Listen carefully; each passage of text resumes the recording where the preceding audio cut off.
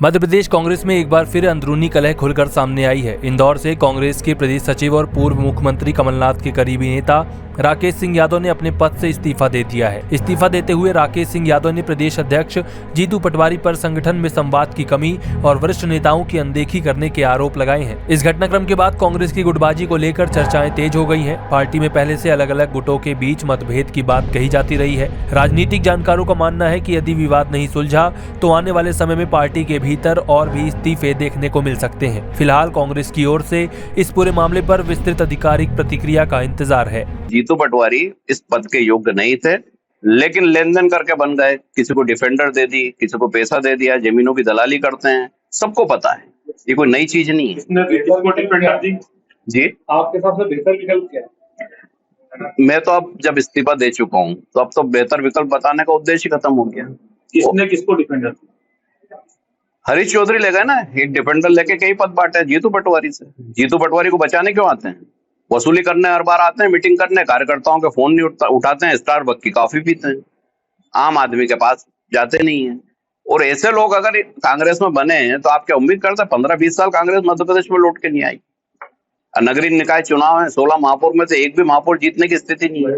राकेश, आपको क्या लगा है जो 500 करोड़ घोटाले का जो मामला था, इसमें कांग्रेस के पास क्या कोई सबूत नहीं थे, इसलिए सबको बोला गया बंद रखने के लिए? निश्चित तौर पे जो आरोप है वो मनगढ़ंत था।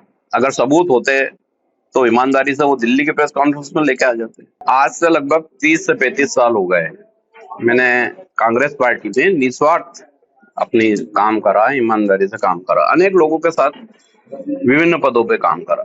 लेकिन पिछले 50 साल में पहली बार ऐसा देखने में आया है जो प्रदेश अध्यक्ष बने जीतू पटवारी, वो उस पद के लिए डिजर्व ही नहीं करते थे। दुर्भाग्य से हमारे जो प्रदेश अध्यक्ष हैं उनकी पढ़ाई लिखाई संदेशपद है, क्योंकि उनकी जन्म तारीख ही दो है।